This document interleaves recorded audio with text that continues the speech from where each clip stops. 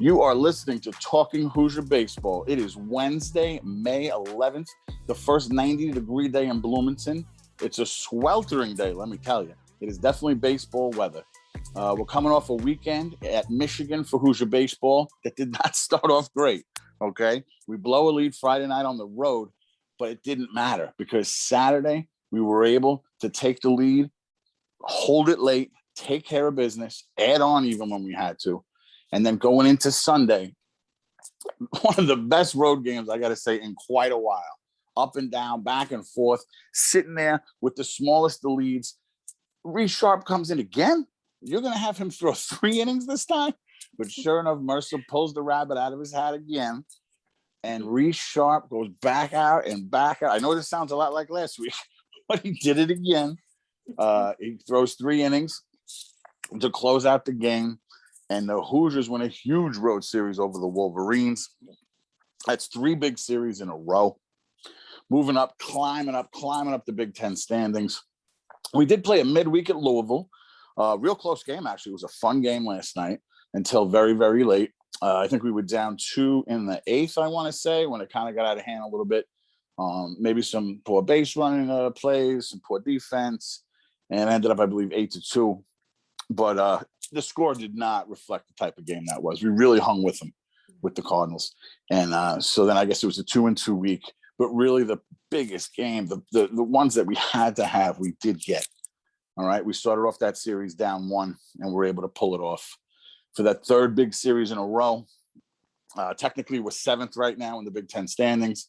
I guess if the season ended today, we'd drop to 8th on a tiebreaker, but it doesn't end today. So we're 7th. And we can easily move up to 6th if need be. There was a point where only 2 teams were below us on the standings. It was Michigan State and Minnesota. And that's certainly not the case now. So it's really, really been a comeback. The bats have been hot. Add-on runs late. And the relief, I mean, between Bothwell and Sharp, I got to say, it's just really been a turnaround. It has really shown that this team won't give up. You know, they want to go to Omaha and into that Big Ten tournament, and they're showing it. Tonight it's just me and Cass. Josh and Carl off for tonight. And so you just stuck with us too. And finally, it's even hotter where Cass is. She was mentioning, temps 95, 96. So we're going to kick it over to her to get her view on the weekend. Yes. And to me, the thing that stood out the most overall on the weekend was the ability to come back. Honestly, outside of that first game, and even in that first game, until that bottom of the 8th inning, I don't think there was a point where I was like, nah, it's done. Nah, we can't come back. But both Saturday and Sunday, I mean, Saturday to get out to the 2-0 lead in that top of the first, and then to promptly give it up and tie ball game again. Yeah. By the end of the 4th inning, I was starting to get a little nervous because we weren't hitting a whole hell of a lot. And they had just scored 3 runs. But then they just came back 7th inning, 9th inning, just kept hitting. Same kind of story on Sunday. Get the 2-0 lead in the 2nd, give up the 2-0 lead in the bottom of the 2nd. Just kind of chugging along. At no point having that big, like, ooh, we're going to score 5-6 runs in an inning, but having quite a few 2 to 3 run innings, having a few crooked numbers. Doesn't all have to be in 1 inning, it turns out. It can be fun when it is, but at no point did I really feel like the pitchers or the batters had given up. They stayed competitive throughout, even if they didn't always have their best stuff. They stayed competitive, and that's just something we didn't always see early on in the season. Granted, that was some pretty stiff competition in the non-conference and to start off conference play, but just the ability to not get down when you're behind, and particularly when you give up an early lead. Again, this team is so young. So to see these freshmen and sophomores have that kind of composure to stick with it for an entire game I think that's the biggest thing to take away moving forward through the end of the season. That's huge. Even against Louisville in a game that ended up being a loss and a more lopsided loss than the game felt throughout the entirety. At no point did anybody really give up. They kept trying, kept chugging. And I think that's probably the most important thing we've seen out of this team. They don't stop fighting. No, they definitely don't. And for the only way to get into the NCAA tournament is going to be win a conference tournament. Right. That's quite a trait to pick up in the last couple of weeks. Mm-hmm. I really think it's it's promising. It really is. Obviously, it's the only shot we got, right? Yep. And is it a make or break season to get into the tournament? Sure. When the season started, we thought that, just because that's what we're used to. Mm-hmm. But 3 weeks ago, obviously that wasn't going to happen. No. And to be able to do what they've done now, and even from all kinds of parts of the lineup, I know you brought that up over the weekend and also last week, where it doesn't matter what spot in the lineup. Like if you told me Bobby Whalen had 2 hits this weekend, I wouldn't have thought we won the series. No. They had 2 hits. Yeah. And he's usually the guy starting it up, the guy on base all the time, the guy with a multiple hit game, not multiple hits only for the weekend. So I was very surprised. And no offense to Bobby, everybody's allowed, right. an off weekend. But for what he's done for this team to win a big series on the road with him going 2 for whatever it was, 15, 16, I really thought that was impressive too, that you can get it from anywhere, right? You got a Hunter Jesse 4 hits game, 3 hit game, all kinds of hits. And then the other kid, Goforth, I don't think he should ever start a game. Okay. I think he should always come in off the bench. He comes in off the bench, 3 hit game. He comes off the bench, 3 hit game. What is this guy? What is going on here? So Evan Goforth can never start, but I want him to come in all the time. He seems to really enjoy that role off the bench. Yeah. Yeah. I mean, these are facts. You can't deny facts. I was trying to think of the baseball equivalent of a 6th man. Yeah, no, but it's true. Like that first guy off the bench, ready to go. It really is, especially if somebody makes an early pitching change where you're going to reverse righty lefty. Mm-hmm. He really knows how to make it happen coming in late in the game. Now, I didn't like when he came in for Pine that day. No. It turns out Pine was injured, but I didn't know that. I don't want him to come in that situation. No. If it's just to give Pine a break, yeah, I'm good with that. That's very, but if somebody's got a 30 gamer on the line on base streak, let's let him get another at bat. Yeah, but when it's an injury, that's a little different. But we obviously didn't know at the time what it was, though. Yeah, but looking at the scorecards for the weekend, Friday, all spots but one reached base at least one time. Saturday, all 9 spots reached base, and in fact, that one wasn't everybody reached base, including everyone who came to the plate reached base. Technically, Merson was a defensive substitution and did not have an at-bat. So okay. And then Sunday, every position, which in this case was everybody, reached base. Amazing. So there was over the weekend, there was exactly 1 spot in the lineup total over 3 games that did not reach base in a game. See, that's so much different than our lineups used to be, right? When we used to have that bottom of the order, that would be pretty rough. Mm-hmm. 7, 8, 9 or 8, 9, we'd like that. Well, maybe it was 6, 7, 8, because sometimes we'd have that 9, 1 kind of double lead off, which is cool. Yeah. Yeah, I like 6, that. 7, 8 could be rough. Yeah. Very different this year. But I think it goes by the teaching model, the hitting model that he preaches. Mm-hmm. Shouldn't matter where you're hitting in the lineup because you're all hitting the same, you're all taking the same approach. Yep. And thinking about previous seasons, it was one of those things we could usually absorb one person going cold. There was usually enough that stepped up around that we could absorb one person having an off game or an off weekend. Mm-hmm. Right now, I feel like this team is perfectly fine most of the time if 1 or 2 guys are not at their best. 1 or 2 guys can have all they did was they walked once in a game. We can have a couple of guys do that and still do well offensively. Big difference from years past. Yeah. And it does seem to be a mix of small ball and home runs. We're not the biggest home run team this season, but we're far from the worst as well. We're hitting them at a decent clip, but it seems to really be more the Mercer philosophy of hit line drives, and if they go out, great. But it's about getting those base hits, getting guys on base, and they've been doing that. And actually, head high line drives, right? Head high line drives was the term we used to hear when he first got here a lot. Oh yeah, and again, if they go over the wall, fantastic, even better. But even just stacking some doubles on top of each other, that can do a world of good too. Stacking hits of any kind on top of each other is really the key. And we weren't doing it before, that's for sure. No. It's really come on in the past month, 6 weeks even. Yep. Well, this is such a different approach that it's working now. I feel like it's not all just Pine and Whalen, which it had been for a while. Yeah. And even just the reaching base, the walks, the HBPs.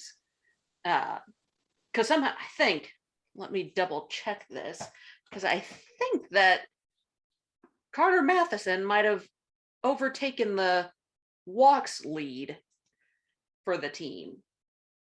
Like, the fact that this team is so balanced in drawing walks is something we haven't seen a whole lot of. We usually have whoever, like this season, it'd be the Ellis, because he got walked and intentionally walked a whole bunch early on when his bat was so hot. Walks. Yeah, no one wanted to touch Ellis during that time period. No. But now they're pitching to him. They're throwing him a lot more off speed. Sure, he's swinging and missing some, but when he connects, I tell you, it's good to have Ellis. You got Ellis and Matheson putting on like a bar Matt Lloyd show with the back and forth trying to one up each other with the home run totals. Yep. And looking at it, I mean, just seeing the balance in walks. I was almost going to say the parity, and that's not quite right, but you've got Matheson and Dones both at 32 walks on the season. And then you've got Tibbetts and Ellis at 31. And then you've got Glasser and Jesse at 24. And where was Matheson? 31. 31. One behind. So it's a freshman, the most home runs by a freshman ever, passes Alex Dickerson. Yep. And he's got the second highest most walks on the team. Well, I thought you said Matthew Ellis. Matheson. Matheson. Matheson is top at 32. Matheson is 32. Yep, tied with Dones. I'm sorry, I missed the beginning. Damn. Yeah. So you're looking at, I mean, that alone, right? Right. And but Pine and Whalen carried this team for a while. Now they're all coming on, right? And Ellis had his run, what are his bombs, and he didn't hit as good. They've really shifted, like what you said, with the different spots in the lineup. It doesn't matter where you put anybody. Yeah. It's like a hybrid. Like NBA, they use that term a lot now, right? It doesn't matter what position you play. You better be able to play everything. Yeah. If we put you on a court, it doesn't matter where. It seems like with now, it doesn't matter where they go in the lineup. Yeah. Which is cool. I still want the leadoff guy to be a speedy guy. Sure. That's my one thing is I want that leadoff guy to be speedy and get on base well. Well, he's going to get the most at bats, of course. Right. Yeah. Give him the best chance of running around the bases. Right. But even then, was it this week or last? I think it was last week. Yeah, I think it was last week where they intentionally walked Jesse to get to, I think, Pine. Oh, that was Friday day game. It was insane. Right. And they walk him to get the bases loaded for Josh Pine. For Josh Pine. Idiots.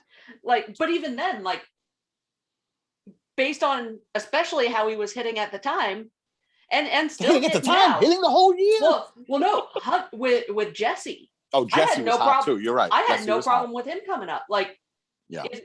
It's very much with this team. Pick your poison, because any of them can do it. I think he had just had the 4-hit game in Indy, right? Yeah. And then boom, it was Friday, so they were thinking that. Yeah. And then even Cerruto has come on strong of late. Yeah, you said you wanted to talk about him, right? his his addition his to the team. Well, particularly his work behind the plate has been amazing. With as wild as this pitching staff tends to be. Now granted, they've become much more effectively wild over the last few weeks. Wild, but not dangerously so. Ceruto behind the plate for 2 out of the 3 weekend games, and with some known difficult to catch pitchers, guys who are throwing nasty stuff that is going to get the swing and miss, but is also going to be in the dirt. There were only 2 wild pitches between Saturday and Sunday, which, again, given who was throwing, is absolutely nuts. And it's not like, oh, it was thrown to the backstop with nobody on base, and so it's not a wild pitch. No, they had people on base most of the time. Most of the game. Quite a few jams we weaseled our way out of. Right. Well, and even just there's a 2-out single. There's somebody on base. Not particularly concerning, but there's someone on base. Oh, it was concerning. It was concerning 3 weeks ago because every single time there would be a 2-out hit or a 2-out walk. Yep. There would be 6 more at bats. We'd give up 4 more runs. Yep. So the mindset has changed. You guys were saying it. You and Carl were on it a little earlier. You kept saying snowball inning, and because we were having so many of them, right? Yep. But those are gone. So, but the 2-out hits and the 2-out walks can be dangerous, and we've proven that because we have burnt ourselves on them plenty of times this year. Oh, absolutely. But having, I mean, looking at Saturday and Sunday, there was 1, 2, technically 3, 4. Well, no, 3 innings between those 2 games that did not have a runner reach base. Now, granted, 2 of those ended up being caught stealing, again, which is at least partially in credit to Peter for getting the start of those caught stealings. But so they had a runner on base the vast majority of the innings, and there were only 2 wild pitches in a team that is now more effectively wild than just wild thing. Yeah, I mean, you nailed it. You said it even before we started the recording, that the big honorable mention defensively for the week, and really offensively too, if you think about it. He's hitting, he's got a 5-game inning streak. Yeah. Guy was 0 for 25. How many college ball players go 0 for 25 and then have a 5-game streak? Yep. Austin Render was all about that nugget on the radio broadcast. I think it was right after he dropped the foul ball. So it might not have been then, but it was around then. He said that 0 for 25, 5-game hitting streak for Ceruto, all in the Big Ten play too. That's a good lead right into the red belts, I guess, because that's really, I remember that's why you had brought that up. Honorable mention defensively for Ceruto. The defensive red belt that I'm giving out though also includes Peter Ceruto, but it was really more about the tag. The Tyler Dones holding that tag at second base for that strike him out, throw him out double play. Really, I mean, how many guys do that, right? Yeah. How many times do you see the guy slides over the bag, but the shortstop kind of fell asleep at the wheel, or the second baseman? But Dones was all over it. He was like, leaning back, going crazy with it, doing some yoga move or something. It was great. And the momentum that it just flipped it back on our side. Strike him out, throw him out. And to me, some of that is, I would not be surprised if the adrenaline from that, the emotion from that, helped push Sharp through another inning. That might have been much more challenging otherwise. Because again, it goes back to what I said about Braden Tucker. With Reese Sharp, if he can pitch with emotion without getting emotional, that's when he's going to be at his best. Absolutely. When he can use his emotion to help sharpen, what he's throwing, but not let And it he might have get saved them 8 to too 10 extreme. pitches. Oh yeah. Another at bat. Oh, easy. Just one more at bat. Easy. Yeah. Yeah, huge play. So that's the defensive red belt for Tyler Dones. Offensively, it's simple. It's Carter Matheson. The young man set a freshman home run record that stood for what? I'm not great at math. 13 years, is it? Something 09 like to that. 22. I believe it's about 13 years. Yep. So Carter Matheson gets the Alex Dickerson Award, which how do you not give it to him, right? For And passing Alex Dickerson for the freshman record. And like I did on Twitter, I would like to point out that Dickerson's record came before they deadened the bats. So he was using the bouncy bats. He was in the live bat era, and okay. I didn't know if that one would get touched because of that difference. Well, it got touched, and it might add 2 or 3. I mean, we still have 3 with Minnesota, 1 with Illinois State, 3 with Illinois. That's 7. Minimum 2. I'm going to put us in the Big Ten tournament. Don't call me crazy. So that's 9 games. 9 games for him to hit a couple more. I think he will. Yeah. For pitching for the Joey Donato red belt, tell me if you've heard this before. Reese Sharp. Okay. It really is a big mirror image of last week, right? He does a brief 4-out save, and then he does the long, extended, keep returning to the mound 9-out win. That was a win, right? Yep. Because we took the lead then. So Reese Sharp with back-to-back pitching red belts for Joey Donato Award really was impressive. I don't know how many times coach can go to the well, but I think we're going to find out, to be honest with you, because it just keeps on working. The way I looking at it, it's like the man shows he can do it, right? Yep. You know, it just shows he can do it. And until it doesn't work, you might as well keep going. So it's Dones, Matheson, and Sharp for this week's red belts. Yes. Really think they were all well-deserved. Sure, the honorable mention for Cerruto, absolutely. Yes. Hunter Jesse, Brock Tibbetts could have also been up there for offensive. But the young man broke a 13-year-old record. Yes. So Matheson obviously on his. And if I remember right from Austin Render, he is tied for second for Big Ten freshman home runs.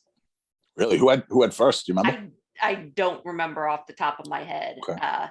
I'll give Greg a shout out on that because evidently he was digging through that on I'd the like bus to know who's first on that one to find that info. Yeah. So, but that's I mean, this is historic stuff. Yeah, well, I mean, with the Big Ten records, it's so hard. You know, I mean, they do decipher in the media guide, but you're talking about, you know, midweek games they're out, Big Ten games, right? Who do we play? It's such a crapshoot of who you're playing that season, how their pitching is. Yep. You know, Big Ten records are a little tough.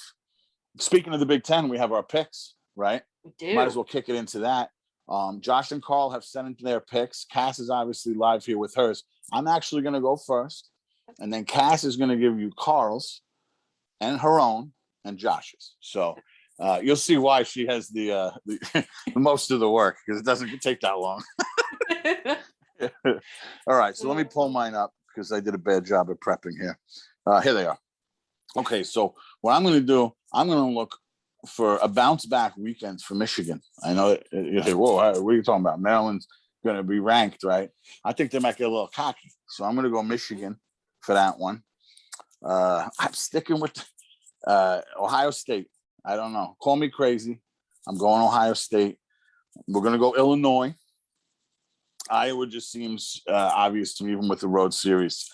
And then I think Northwestern is an easy one for me too. So not too hard for me as far as my picks. I have been officially eliminated, so I'm not sure how important mine are. But my $1 US, which I'm not holding right now, I want to save it for the final. You know, everybody put up $1 in this. So my dollar is going to somebody. So Cass will give us the rest of the picks for Carl, herself, and John. Yes. And I will start with Carl as he's next up on the list. And he went with Maryland over Michigan. Don't think he has a lot of faith in. He was the one really talking down Michigan before we played him. Oh, he had a whole spreadsheet. He had Microsoft Excel. Yes. Mm-hmm. So that one makes sense. And despite the fact that they have burned him time and again, he is picking Purdue to beat Northwestern. So that's an easy one for me. I've been on Northwestern all year. certainly doesn't want to. I didn't want to pick Purdue. So Well, I mean, Kobe Mo. yeah, it's my guy. He is picking Ohio State, giving them the home field advantage, picking Illinois over Nebraska, and picking Iowa over Michigan State. Okay. Then my picks are, I am also taking Maryland over Michigan. I also do not have a lot of faith in Michigan with the number of hits they give up. I am going Northwestern over Purdue because I don't trust Purdue. This one was actually the hardest for me. I'm going Penn State at Ohio State. I think Penn State can do it. Illinois over Nebraska, especially after they struggled against Minnesota. Hey, no talking bad about Minnesota on this show. No, I'm not talking bad about Minnesota. I'm just saying I fear the Gopher. Nebraska should have done significantly better than they did. You would think. And then I'm picking Iowa over Michigan State. I think Iowa's just too strong for Michigan State. And honestly, I don't think any of these are sweeps at all. So and so the reason I did mine before Josh's is Josh's are identical to mine. And so the Cass will be staying atop the leaderboard for another week, correct? I will, I guess. I don't think Carl can catch you. I don't think he can. Okay. And so even if Josh and I go 0 for 5, yeah. I think because Josh can't gain on me on those. I don't think even if Carl ran the table with the differences, I think there's only 2 differences. There's only 2 differences. Right. So he's not going to catch you. So you will be in first place in the final week. Congratulations. Yes. You'll be in the Sunday. You got to wear red. Okay. Well, you're wearing it anyway, but you're going to be in the final pairing on that Sunday coming down the stretch with the lead. Oh, now if only I could do this in March Madness stuff when I've got more than $1 on the line. Well, there's also pride. Yes. It's like when we did our trivia at the Airbnb, right? That wasn't even for any money, but it was for pride. And that was also I'm going to say very early in the morning instead of because we very much late at night is what it was. Yes. Yeah. Yes. No, that was fun. I like how Austin Render's doing that now too. Yes. Yeah. Yes. We'll have to send him some of my questions because I was the host in that. I was doing questions. Don't forget. Yes. Send him some questions. Oh. I wonder if anybody else will think Kelzer was a diver. I don't know. I don't know how many will think that Kelzer's a diver. I really thought he was a diver. It turns out he was a swimmer. I didn't know. I lost $1 on that. Then Nate Stoll cost me the $1. He only pitched 4 innings. I needed him to go like 5 1/3. So now I lost this $1. I'm down 3 for the season. Ooh. That's crazy. Well, maybe you this weekend. Speaking of this weekend, right? Yes. We have the Minnesota series. We have Cass in town. Yes. And you're going to be at the Friday night 7 p.m. game. You're going to be at the Saturday 4 p.m. game. Yep. Are you doing Sunday? I wasn't sure. Yep. Sunday 1 p.m. Cass will be at all 3. I will head back to Missouri from the stadium. Nice. Well, try to put a little tailgate together on Saturday, I'm sure. Yes. Weather permitting. Senior day, weather permitting. It is also senior day now, they announced on Saturday. So all the seniors, with COVID and everything, I'm having a hard time keeping track of who the seniors are. But whoever they are, they will be. I actually tried to reach out to get some of the names, but we were having a little difficulty communicating last minute. So whoever those seniors might be, or redshirt COVID sophomore juniors that are going to be celebrated. But hey, it's the first senior day since all the way back in 19 that fans will be in the stands, because 20 there wasn't one. 21 was only parents and media. Yep. So I'm looking forward to that. Going to the game a little early, maybe go in at 3:00 instead of 4. Yep. Make some noise for these red shirt COVID junior, senior, freshmen. It should be fun. Students. And then you grad students. You might even have some IU-based managers because they get celebrated as well. Yep. And again, we mentioned the thing about Minnesota. We don't want to talk bad about them. I fear the Gopher. This is not a confident series. They just won a series, 2 out of 3 against Nebraska. And they have absolutely nothing to lose. No pressure at all. At this point, they can just wreck dreams. That is what they are playing for. Let me tell you, they are the Florida Marlins of 2007 and 2008. Both seasons went into Shea Stadium in the last weekend of the season and caused chaos to the Mets' playoff run. Yes. So it obviously can be done. Yes. So these games, I don't expect to be blowouts. No. I actually don't expect them to be low scoring. I feel like we could be getting some 10-9, 8-7, stuff like that.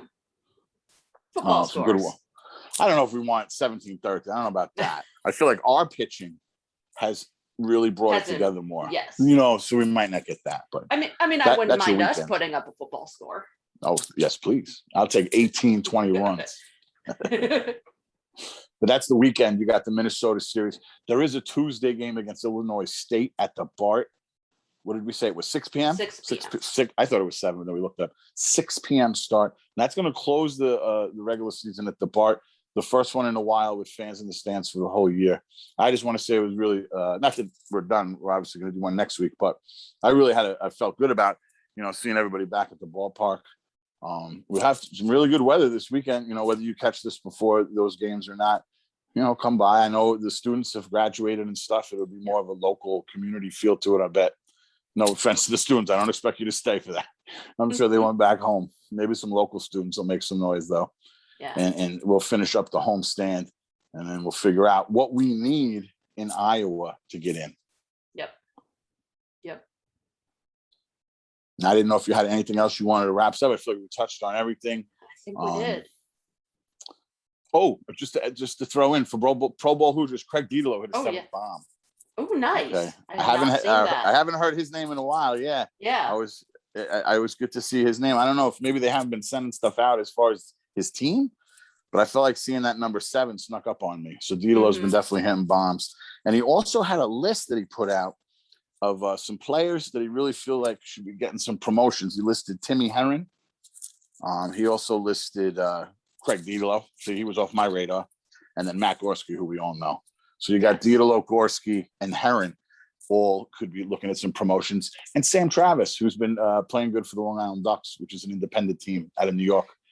Maybe MLB team will pick him up, Yep. And I will say about just a bit ago, Pro Ball retweeted Pitching Ninja with a nice Scotty Efros video, which is how good has he been, right? Oh yeah, I just have to say I love the caption for this. So WTF is this sorcery? And you pull the sword out, right? Uh-huh.